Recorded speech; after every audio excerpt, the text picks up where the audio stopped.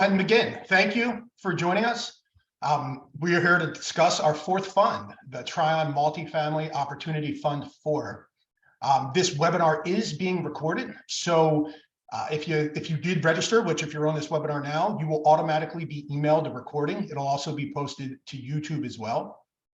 We will be answering any questions that you have at the conclusion of the webinar, so please just enter them in the Q&A box that you see in the corner up there.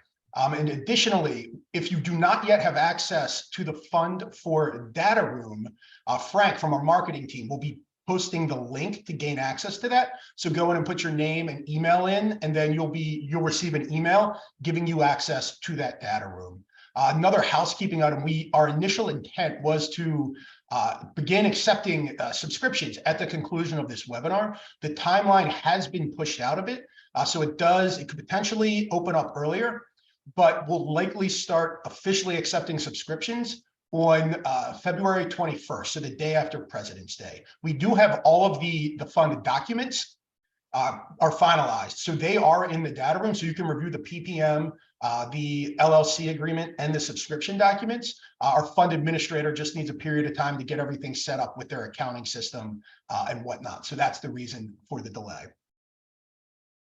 So this webinar is going to be slightly different than some of the ones we've done in the past. So we have, the last couple of webinars we've done have mostly been deal specific, where we really get down to the micro details of a specific asset, why we like the surrounding locations, the specifics of the building. As this is really a blind pool at this point, we're really going to focus on what it is we've been able to do to create value over the years and how we will continue to do that. So a little background on us: we've been around since 2005. We've bought almost $2 billion in deals and about 8,600 units. And I think, one of the things that somewhat distinguishes us from many of our peers is that we have demonstrated the ability to make money as a firm and for our investors in good economic times and in bad economic times. So we not only survived the Great Recession, we thrived during the Great Recession. And we've acquired 85 deals, and we've sold 50 of them. On the 50 deals that we've sold, we've achieved annualized returns of over 30% to our investors. So again, we've demonstrated the ability to perform while the wind's at our back, but also when the wind's in our face. And it looks like we may be getting, maybe more and more likely that we can stick a soft landing, but there's clearly still some economic uncertainty ahead. And as an investor in Trion myself, it gives me confidence that we've been able to navigate some choppy waters before. So my name is Andrew Lucas. I head our capital raising and investor relations, along with Nicolette Doria. So if any of you guys have inbound inquiries or questions, feel free to reach out to either one of us. Shortly, I'm going to be passing it over to Max Sharkansky, who's our co-founder and managing partner. So I'm going to talk about kind of our investment philosophy, our Fund 1, 2, and 3 performance, the economics of Fund 4, and then I'll pass it over to him to talk about what we're seeing in the macroeconomic market, go through a couple case studies, and really where we'll discuss where we see the opportunities moving forward for Fund 4. So here's just kind of the general framework for Fund 4.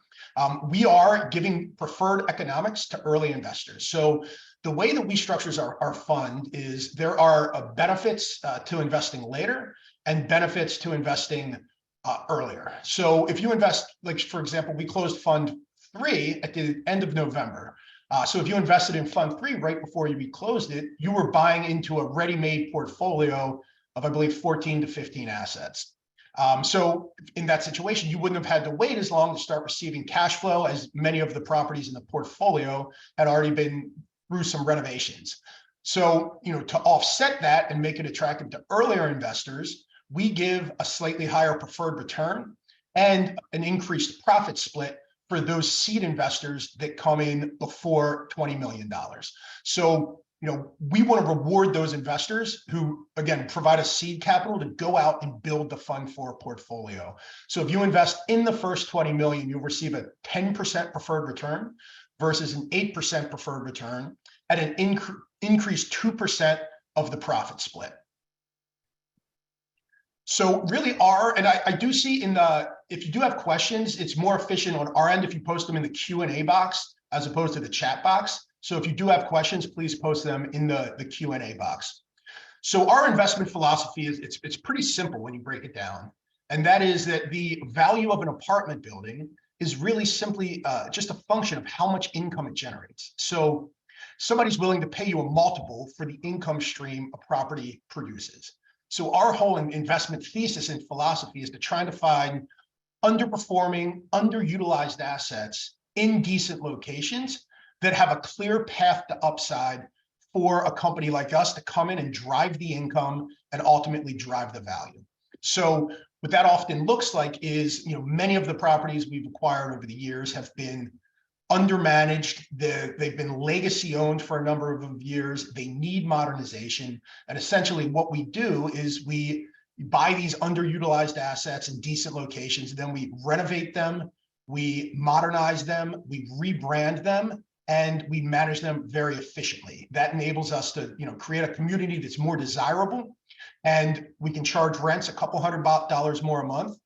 We're able to control expenses because we're self-managed and we're vertically integrated. And it's really that combination of top-line income while controlling expenses allows us to drive that net operating income higher, which ultimately drives the value higher. And I mentioned previously, we are a vertically integrated company. So we have in-house property management, in-house project management, and on the West Coast, we have our own construction crews that go out and do the work. We're in the process of trying to build out that infrastructure on the East Coast. But really what we do, we believe in insourcing as opposed to outsourcing. We feel strongly that we can add value along the chain by having skin in the game as opposed to outsourcing much of this work to a third-party vendor that really has little alignment with us and with our investors.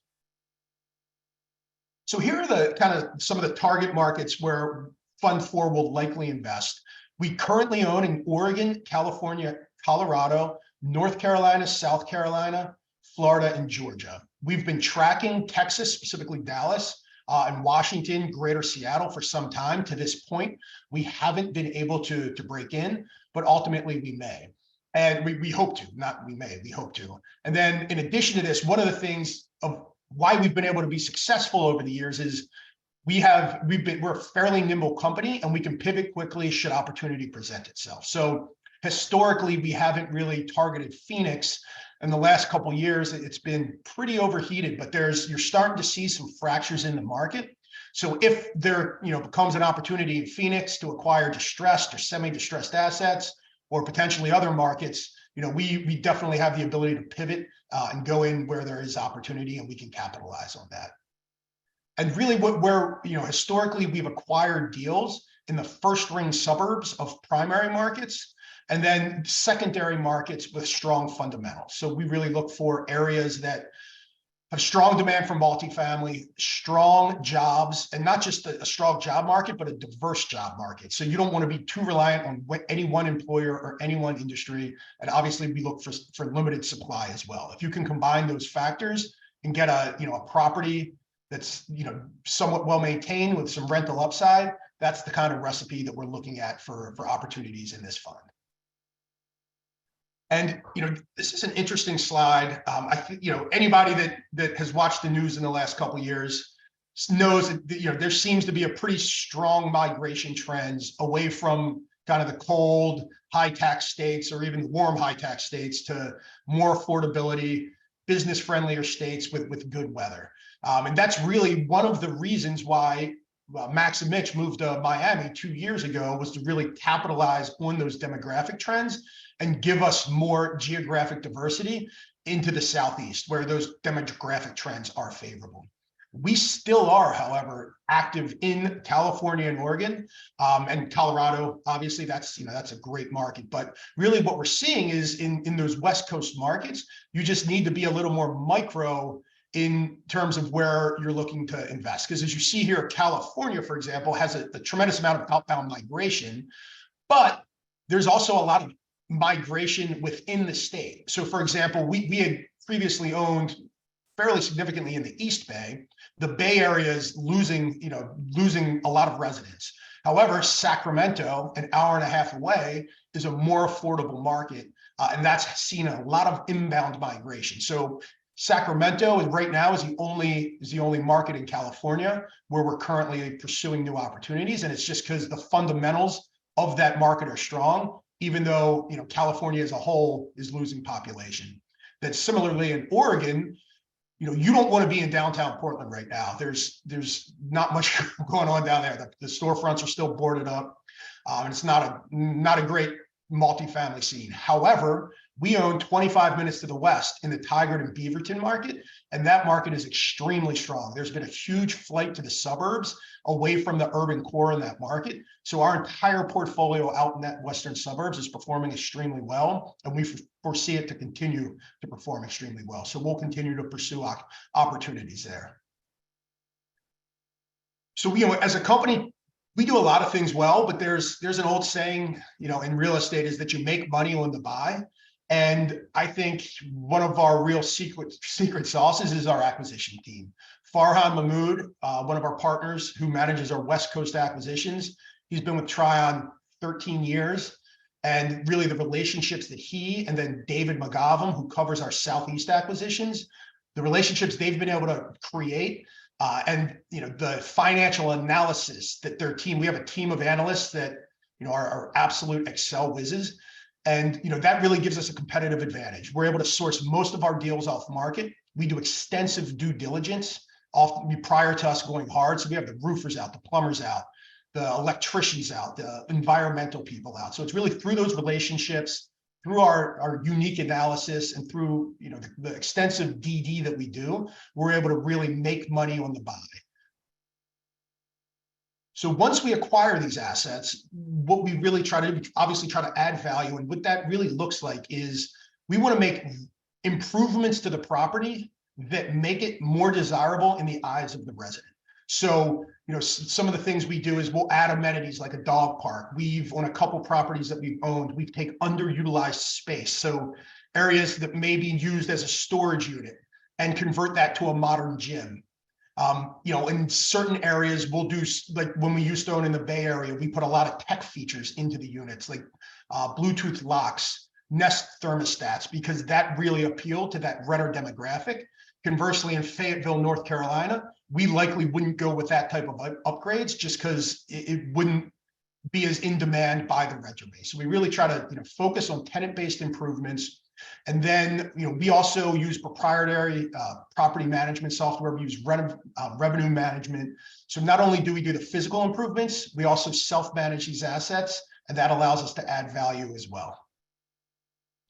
And we are not a long-term holder. When I say that, I mean, we typically do not hold deals more than 5 to 7 years. Typically, we underwrite deals to 3 to 5 years. And we have a reputation in the market as a really strong seller, and that helps us when it is time to sell, go to market from a position of strength.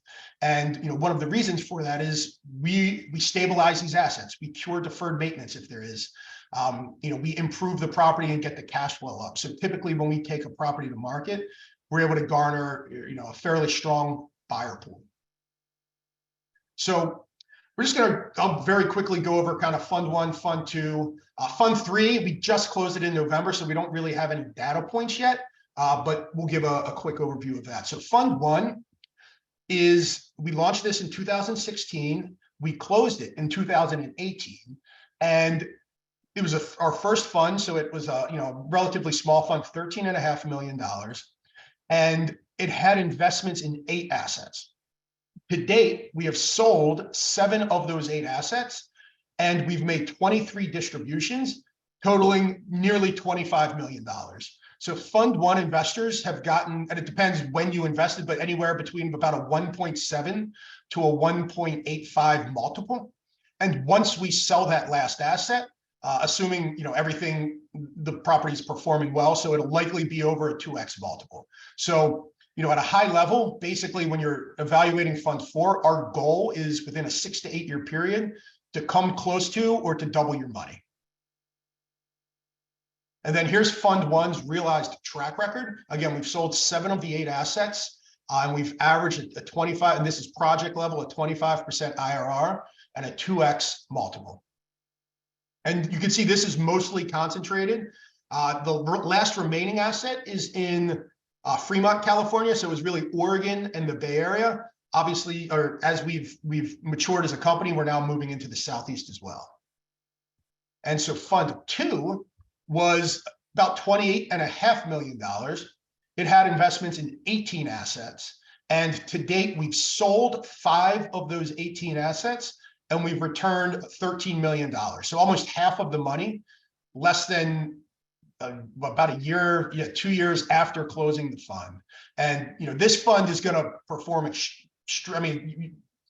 It's tracking to perform extremely well because we allocated much of the capital during 2020 post shutdown. So we were able to, at a pre-shutdown, the market was very competitive. It was tough to compete on deals. Then COVID happened, and there weren't many real estate companies out there acquiring assets, and we were one of them. So that gave us tremendous leverage. And ironically, it does, it kind of feels similar to that today. Before a year ago, every real estate company was trying to allocate as much money as possible. And as we sit today, we're one of the few companies really out there trying to continue to acquire deals. And so here's Fund 2's realized track record. Again, we've sold 5 deals. We've hit some pretty big numbers. We think the remaining, I don't know if the remaining portfolio will perform up to this speed, but we're very confident in it. And we think, Fund 2, like Fund 1, will meet or exceed expectations. And then Fund 3, it was about $40 million, 17 properties. So it's actually 13 transactions, but 2 of those transactions were portfolio deals. So 17 properties in total across 7 states. We did just close the fund a couple months ago, so we don't have any performance metrics yet, but we never bought into the super low exit cap. So we underwrote this entire portfolio correctly. And again, like Fund 1 and Fund 2, we're very confident that Fund 3 will meet or exceed its targeted returns. So here's a deal that we're currently under contract on. This is 850 Living in Miami.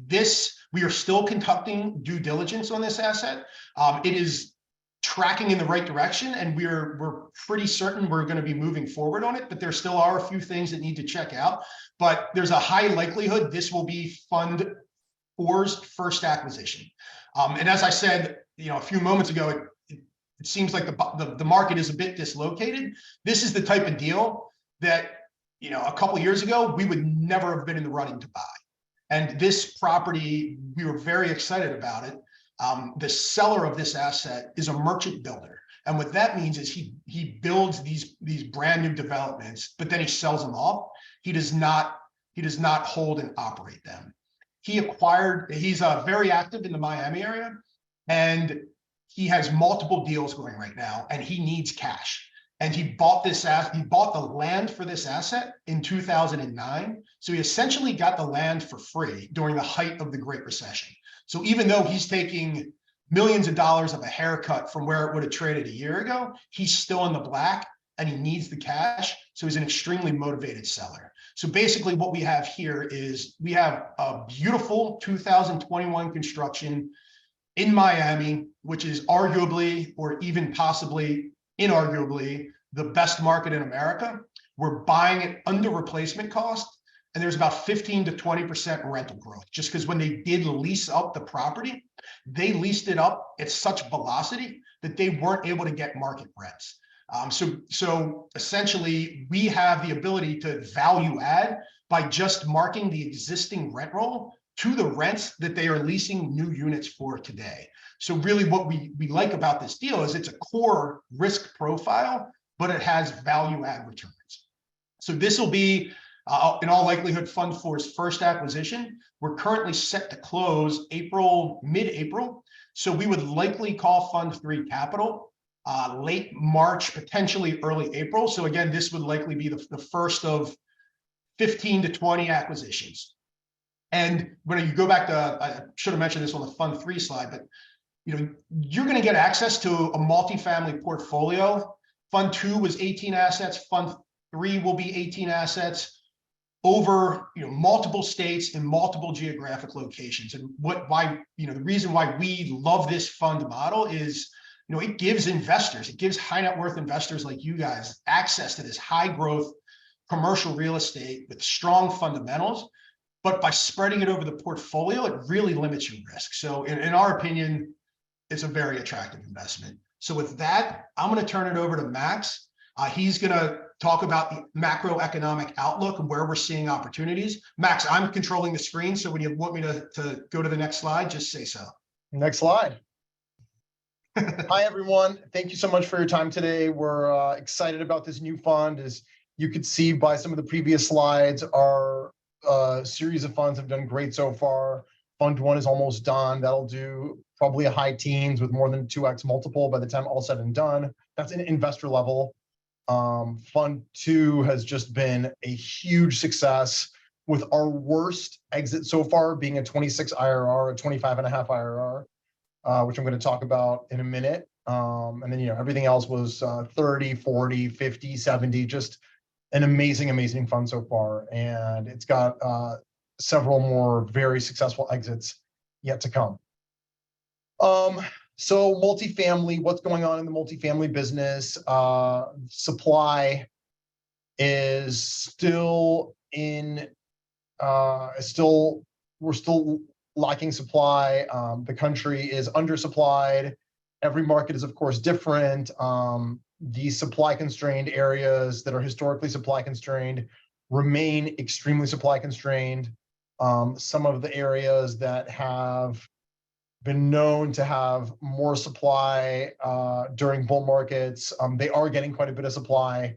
The Dallases, Phoenixes, Vegas, but they have had a tremendous amount of population growth, and we'll see how that new supply absorbs that growth, and will that growth continue to happen after COVID? We're still excited about some of our markets. As Andrew said earlier, we're in Sacramento, undersupplied, Portland, undersupplied. Denver does have a lot of supply, but it's predominantly in downtown. That's one other thing to think about when you're thinking about supply. It's not just city to city, state to state. It's in neighborhood to neighborhood, submarket to submarket. So we're in the suburbs of Denver, and we are fairly insulated from the new supply. Of course, there are some new properties being built around us, but even though we're insulated from those too, because we have such a low basis, because we're traditionally buying 70s and 80s product. And same with Colorado Springs. Colorado Springs, you get a little bit closer in rent on our product to the new product, but in Denver, it's very insulated. And in the Southeast, we're in areas like Miami, which historically has been oversupplied, but again, one of the best population growth stories in the country, amazing job growth, extremely high paying jobs, hedge fund, private equity, venture capital, tech. So we're pretty insulated there as well. And then other markets in the Southeast, I would say the only market that we're in that has a lot of supply coming online is Orlando, but we've bought there at very strong bases as well. Next slide.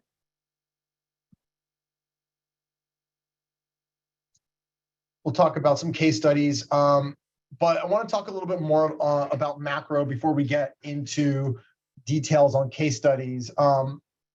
Inflation and interest rates have been the macroeconomic discussion of the past year and a half. And from our perspective, we're getting to the tail end of inflation. Unfortunately, interest rates, we're still in the tail end of the rate hike cycle, but seemingly the Fed will be holding for at least 6 to 9 more months. But the good news is treasuries are rallying. So first on inflation, we called bottom on inflation about September of last year. We've got the data right at our fingertips. And I say that because housing is a third of CPI and it's 40% of core. And there really hasn't been much growth in housing since about last August, September. And now, we may have seen some housing come down. Single family has definitely come down because of interest rates. Rental housing, depending on what city you're in, what neighborhood, that's seen some softening as well. And if you look at all the other indicators, food, gas, soft goods, inflation's virtually at zero. So we think the Fed will stop hiking soon. Our prediction is it's going to be 2 more hikes. We'll see a hike at the March meeting, and then at the May meeting, 25 basis points apiece, and then that'll probably be the end of it through year end. We may even get a rate cut in Q4. We'll see. And then on case studies, let's dive into Andina first. So Andina, this is the property I mentioned earlier. That was our lowest return in Fund 2. It's a 25.8 IRR. This is a property that we bought in Hayward just a few years ago in 2019, right before COVID. And we managed it through COVID, got a lot of people out that weren't paying, offered some cash for keys. We got aid, and we were able to sell this with a pretty clean rent roll. But we really worked the asset. We operated it. Very hands-on management, got all the aid we were supposed to get, got a lot of people out. And as you know, Alameda County has a very strict eviction moratorium. It's one of the last ones in the country. I believe it's just Alameda County and LA County. Even though LA County, we've been able to process some evictions, in Alameda County, it's strict 0 eviction moratorium. But we were able to get people out just through some creative management and really working the asset. So as you can see, we did a lot of work on the exterior, on the interior. You see the before and after pictures. We did a rebranding as well. And we were able to make a 25.8 IRR and a 1.72 equity multiple on a 29-month hold. Next slide. Oh, wait, sorry. Hudson Apartments. This is a property that we aggregated. They were 2 neighboring properties. One of them was called Pacific Crest. The other was called Maple Tree. And once upon a time in the 70s and 80s, they actually were operated together. But believe it or not, Portland didn't have any institutional ownership for a period in the 80s and 90s. So the properties were split up so they'd be easier to sell, which in this day and age is unheard of. People want to aggregate and buy as efficient as possible. But back then they were split up, and we were able to bring them back together. We bought these properties in 2018, the first one in March, the second one in June. We bought them at an acquisition price of $38.1 million. Our basis, our total basis after all the renovations and all the soft costs was in the low 40s, and we really did great here. We sold it at $59.2 million on a 51-month hold. The project level return was 21.5 blended, but it was only that low. Not that that's low, but it was only that low because Pacific Crest, we had an equity partner that wanted very low debt. And I believe our debt there was about 55%, somewhere around 55% when we bought the property. So that one did something like a 2019, or it was an 1819, and that was the larger of the 2. Maple Tree, which we converted to Hudson North, or rebranded as Hudson North, that one did a 30+ IRR, and was a very successful deal for our investors. The other one was for our equity partner as well, relative to the very low leverage debt. Next slide, please. So that's it. That's all. I'll go back. I'll leave it on the slide with the fund for economics. But then, yeah, we'll start answering questions. Feel free to type away if you guys do have questions. So. Okay. Looks like we have a lot of questions here. Somebody wrote 8 questions into one. So I'll go ahead and answer these. How many states and which states will these funds be limited to? It's Western states and the Southeast. So California, Oregon, Washington, Nevada, Arizona. But we'll be careful in each of those markets and at what basis we buy. And in the Southeast, it's Florida, Georgia, and the Carolinas. And then we'll be looking at Texas as well. Will you offer a REIT blocker? No. What is the year 1 cash on cash distributions? Probably 0, because we'll be acquiring and renovating. Is there still room in Fund 3? No, that's closed. How is Fund 3 performing? So far, so good. We just did our first distribution, and we're looking forward to doing more over the next few quarters, and hopefully have our first sale or 2 either by year end or Q1 2024. What is the lowest DSCR on any of your deals held in your portfolio? What is your plan to manage this? We have a few floating rate deals with a sub 1.0 DSCR, but we're getting the rents up as we're renovating. We have interest reserve in some of them, so we're managing them fine. It's not a problem. How many of your properties have loan covenants that have kicked in? What is the result of the loan covenants kicking in? I don't know what you mean by that. Loan covenant, there are several loan covenants, so you'd have to be more specific. Any surprise capital calls? No capital calls, and we don't expect any. Next question. Could you please provide history to the name Trion? Yeah, sure. So my partner went to USC. He's a Trojan. I went to LMU. I'm a Lion. We combined Trojan and Lion, and we got Trion. Next question. With the rise in interest rates, will this affect the way you select properties in Fund 4 versus the other first 3 funds? Well, we're going to be buying in Fund 4 based on today's market, which is based on a high interest rate market. So we'll be buying with higher cap rates, and we'll be adjusting for the marketplace. So it's actually a great time to launch a fund because it's a fresh fund that can invest opportunistically in a bear market. So we're going to be buying low and hopefully selling high.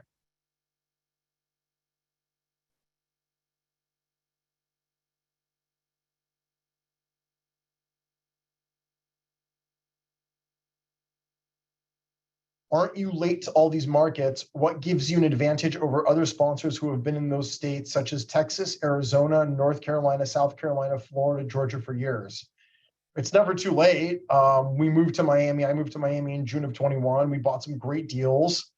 We're now in every state in the Southeast that we had been targeting.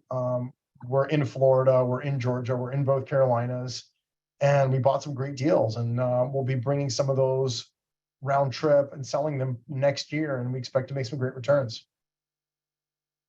What do you expect is the timeline whereby all of the capital will have been called after the inception of the fund?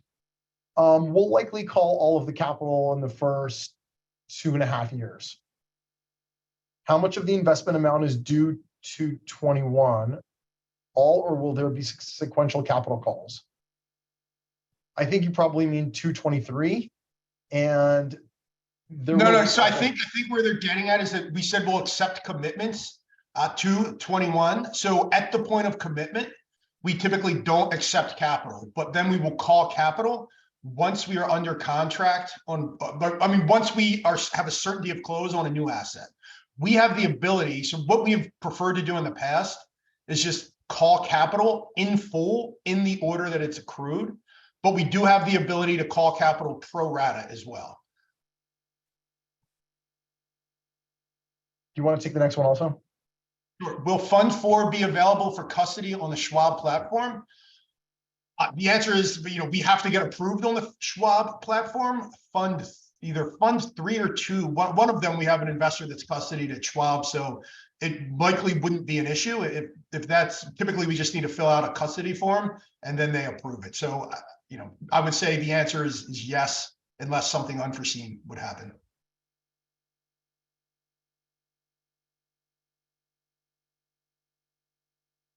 What terms do you anticipate for the 850 Living acquisition? I'm assuming you mean waterfall, like pref promote. So what debt terms? Oh, I'm sorry, I missed debt terms. What debt terms? Oh, this is a really interesting one. So we're getting 5-year fixed rate money from the agencies. It's going to be approximately 5.5%. With the rally in treasuries over the past few months, treasury rates have come way down, and fixed rate debt is not based on SOFR, which is based on the Fed funds. It's based on the treasury market. So we're able to get pretty favorable fixed rate debt. So we'll get 5.5 fixed rate debt from the agencies, and the seller is carrying $14 million at 7%, which is a very below market interest rate for subordinate debt. And that gets us to 70% loan to cost. And we don't have any default risk on the preferred equity, which the seller is carrying. It's pure soft pay. So theoretically, we don't have to pay it the entire time if we don't have the cash flow available to pay it, and we can't default. So it's an amazing execution. At a high level, reading about issues such as water shortages, price increases, also increases in severe weather in areas such as the Southeast. Are you seeing any impact due to such issues, or is it simply demand remaining active where the jobs businesses are going? On the demand side, zero issues. It's continuing. Florida is the highest growth state in the nation per capita. Texas, nominal. Georgia and the Carolinas are also extremely high growth. I think North Carolina is number 2 in the nation, and Georgia's number 4 or 5 or 6, somewhere in there. So extremely high population growth. The main impact with weather is insurance costs. Insurance costs have skyrocketed, so we have to manage that. But no issues on the demand side.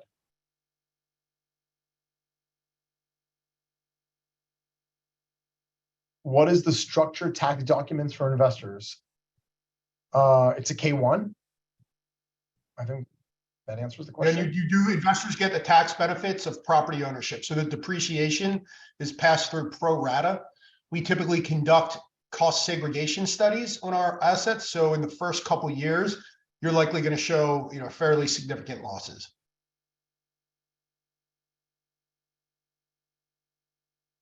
Lots in the news about current owners facing much higher cap rate costs or reserves required by lenders to take care of expiring rate caps. To what extent are your properties in Fund 2 or 3 exposed to this risk? Great question. We only have a few properties that have floating agency debt where we're getting hit with an increase in our reserves. And I believe 3 of them are this year, 2 in Fund 2, 1 in Fund 3.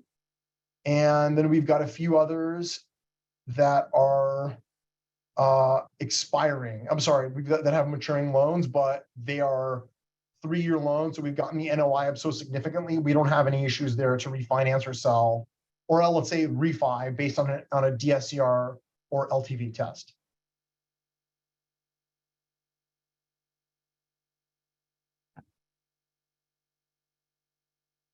Can you tell us a story about the worst deal inside of the Fund 1 and Fund 2?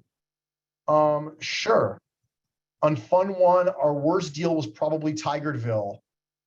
We had a lot of pushback from our renters, and we had to vacate the entire building. It was a small property. We had a really hard time leasing it back up. The personnel there, we just couldn't. It was a small property, inefficient to manage, and we wound up doing about a 12-13% return on that one, which was I believe our worst return in Fund 1, which is not terrible. It was about a 13 project level, which was the worst return, but still, that's still a double digit. Yep. And then in Fund 2, of the deals we've round tripped, the worst one has been a 26, which is great. Currently, everything is doing really, really well. But going back to the last question, we're just managing some of the increases in interest rate. We're managing some of the expiring rate caps. We're managing loans that are coming due. So we're working through all that. But I think ultimately everything will do okay. And that's going to be a phenomenal fund. On how many and which properties is the lender requiring you to escrow cash from ops? How is that impacting fund cash on cash distributions? We don't, so this must be a follow-up to the loan covenant question. We have not been in breach of any covenants, so we don't have to impound. We don't have to impound anything that was originally underwritten. We have our normal tax, insurance, rate cap impounds, but we don't have any loan covenant violations where we have to increase our impounds. We do have, of course, the rate cap increases. And of course, that is going to negatively impact cash on cash. But the good news is it's not an expense, right? It's just a reserve. So when you refi or sell the property and take out that loan, you get that money back. So your cash on cash is effectively just delayed. Any concern about the amount of deliveries in these markets bringing units online, causing downward pressure on rents?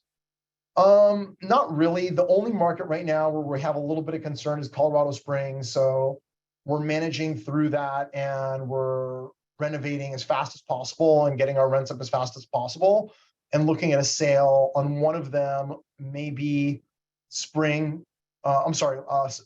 fall of this year. So maybe, August to October period, we'll take it out to market.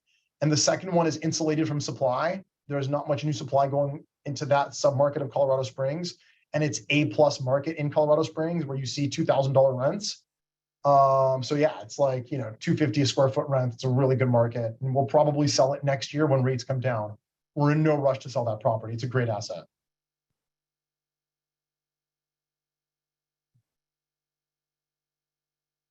Will 850 Living be offered as a single asset sidecar? Yes, we're working on the PPM. We'll take that out next week.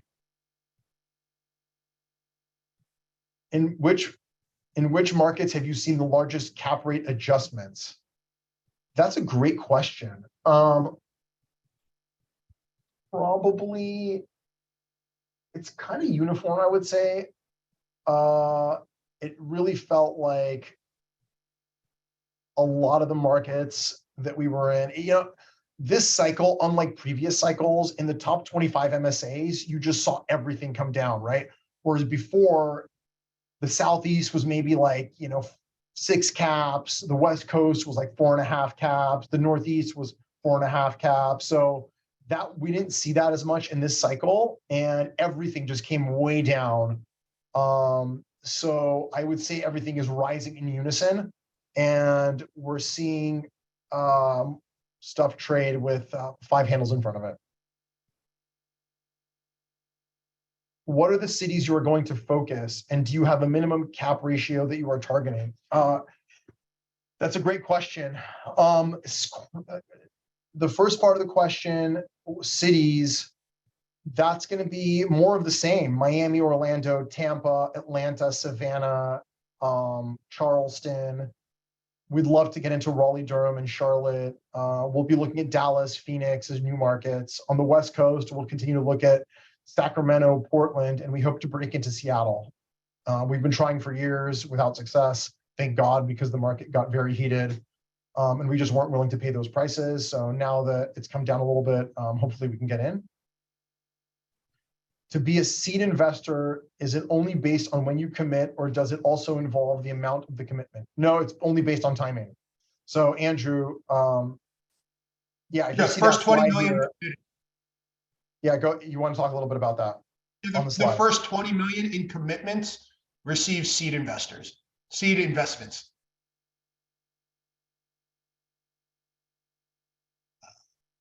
Can you review the performance of your last funds? So here's fund 1. We've sold 7 of the 8 deals, and we've made 23 distributions totaling $24,828,000. We still have 1 deal left in Fremont. Here is the realized track record.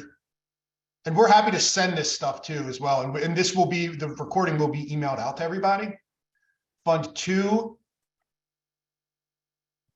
18 assets. We've sold 5 of them, totaling 8 distributions, which is just over $13 million. And that here's the realized track record. And these are project level numbers as well. And then fund 3, we have not had any realized gains. We'll be making our first distribution shortly. And then the way these funds work is, typically the first 18 to 24 months, there's light distributions as we're going and building the portfolio. Then, call it 24 months after we launch it, some of the early acquisitions start cash flowing, which there are distributions, but it's operating cash flow, so they're relatively light. And then say year 3 is when we really start selling and refinancing assets. And that's when it's like starts to be like ready fire. And every quarter you're getting a fairly sizable distribution. So there's definitely a ramp up period, which is why we offer seed investors better economics.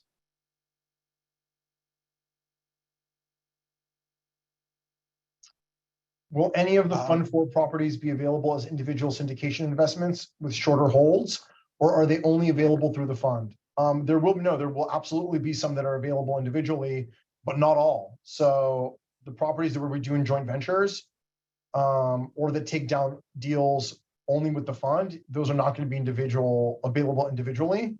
And, for example, in Fund 2, we had some amazing acquisitions in Colorado that were done in joint ventures that were not available to syndications, and those are going to be 40+% returns. In Fund 3, we had some as well. I can't remember which ones were JVs, but those are not going to be. We often, it can vary slightly, but typically we offer the ability to invest directly in, call it, half of our deals. And then the other half, you can get exposure to the fund, but you're not going to get an email offering to invest directly.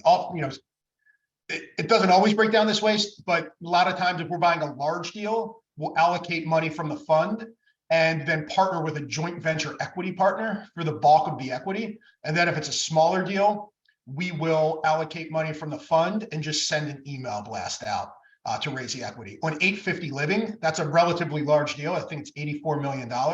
We do have an institution coming in as an anchor investor for 10 million. So we're going to round out the remaining 18 million dollars with the fund and our high net worth investor base.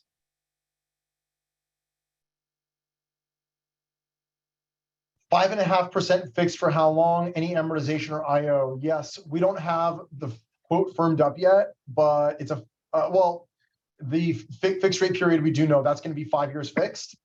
IO will likely be 3 or 4 years, and the way we're structuring it, it's going to be yield maintenance for years 1 through 3, and then it opens up to prepay in year 4 and 5 with a 1-point exit fee. So we'll likely prepay it in month 37. You mentioned several deals are now sub 1 DSCR. Can you share more on which funds this is impacting? How are you covering debt service if you are below debt coverage? What loans have been made to these assets, and are they above equity investors in the capital stack?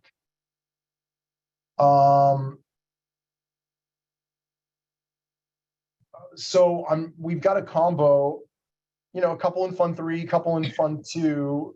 Some of them have an interest reserve because we knew we purchased them knowing they'd be negative. My partner and I lent money to the entities just to cover them while they're a 1.0 cover, and we get the occupancies back up so they cover the debt.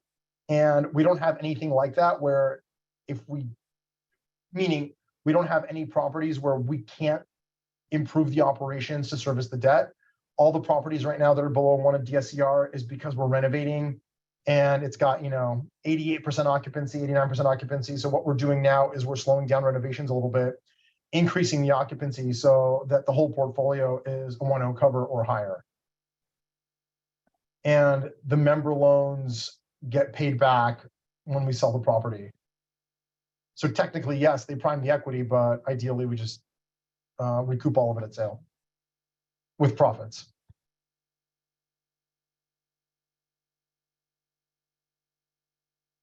How much of a buffer contingency are you underwriting for construction costs? How has inflation affected the cost of your existing renovations material? We're typically underwriting 5 to 10%, and it's gone up about 10%, 15%. So we have had a couple properties with some small overruns. So now as we underwrite, we just underwrite a higher reno with a little more contingency. If I invest at the beginning, and if I need to exit after 3 or 4 years, can I do it? This is my first investment in this space. No, this is an illiquid fund, but by years 3 and 4, you will have already gotten out a pretty good chunk of your liquidity, of your original investment, especially by the end of year 4, you may have gotten all of it back out, if not for sure most of it, and possibly all of it. And then you usually get all of it back. You definitely get all of it back if everything goes according to plan by year 5, and then you're in the black by year 5. So yeah, but if you really need to get your money out, call us and we try to accommodate. To my knowledge, the accelerated depreciation tax benefits are fading away. How would cost segregation give tax benefits for years to come? You are correct that they are fading away, but they're not fading away overnight. So I believe it's fading away over 4 or 5 years, and you could still take bonus. So what's fading away is the bonus, not actual cost segregation. Oh yeah, you say that, accelerated depreciation. So bonus is going down by, I believe, 20% a year. So you could accelerate last year on 5, 7, and 15, I believe, and now you can only do 80% of that, and it's going down 20% per year. But even when there is no bonus, you could still do cost seg and you can accelerate depreciation. Can you expand on why you cannot offer a REIT blocker fund variant? Several investors don't want to file state taxes in 10 to 15 states. It's just not something that we've looked into, and not something that we formed. We could discuss it with Securities Council and get back to you. Shoot Andrew an email so we know who this is and who to get back to. alucas@trionproperties.com. Is the track record shown as a net IRR? Which tracker record? If it's the one here on this page, these are all gross. If you look at our track record, our overall Trion performance history, I believe, Andrew, that shows both gross and net, correct? No, it shows gross, and the reason people ask us this frequently, the reason we show gross is just that every deal has its own, like if we do a JV, it's going to be a different waterfall than if we syndicate a deal. And every institution, if we do a JV, institution 1 is going to have a different waterfall than institution number 2. So by showing a gross, you show more of a uniform return. Typically, the net IRR is 3 to 5% below what the gross IRR is. And something to think about it for the fund as well, all of it is taken at the fund level. We don't take it at the deal level in our funds.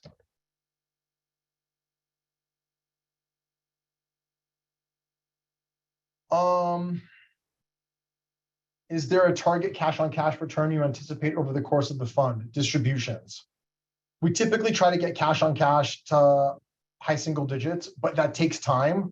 So, a year and a half, we refi, and then we're able to start distributions. Are the results you're showing on various slides? We already addressed that question. How did you achieve a 77.33 IRR on the Edison property? That's insanely steep. What was the secret sauce in that deal? That was an amazing deal. Baby. COVID, exactly. We bought it during COVID. It was a developer, brand new property. And unlike your typical story that you hear with developers where they're over leveraged, this one was actually under leveraged. And he had a huge amount of his own capital in the deal. And he just wants to get it out because he panicked with COVID. So he sold it at a discount, took a loss. So we actually bought a brand new property below the replacement cost, below the developer's basis. And we took the lease up risk. We closed 2 weeks after certificate of occupancy, took the lease up risk. We got the deal to over a 6 cap in 18 months, less. What am I saying? We got the deal over a 6 cap in the first year, and we sold it shortly thereafter, and we made a huge return on it. I think that could have been the best deal in Trion history. One of top 3.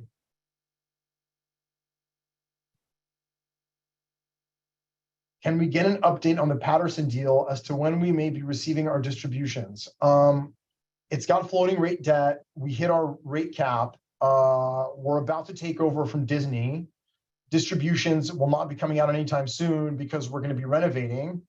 And as soon as we get further along in the renovations and ideally rates start to come down a little bit, or we get far enough along in the renovations where we can refinance it, then you'll get a big distribution on the refi, and then we'll start to distribute from cash flow.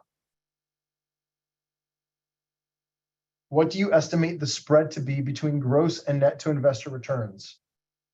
It depends on whether you're seed or ordinary and how much you invest. So unfortunately, I can't answer that question.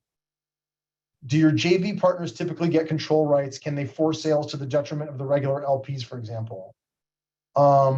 Yes and yes, but something would have to go terribly wrong for that to happen, and we've never seen it. Somebody wrote bravo. Thank you very much. I'm not sure what that's about. Maybe it's about Edison, but thank you very much. That wraps it up. We don't have any more questions. Thank you so much for joining. I hope this was as productive for you as it was for us. And feel free to email us questions. I'm Max at Trion Properties. Andrew's Lucas at Trion Properties. and we'll be happy to respond to your questions via email. And you will all be notified via email once we do officially start accepting commitments. And again, all of the final documents are in the data room, so you can review the PPM, the LLC agreement, the subscription documents. So you have everything at your fingertips. Our administrator needs some time to build out the portal. And again, you'll be notified via email once we're ready to rock. Thank you all. Thanks, everyone. Thank you.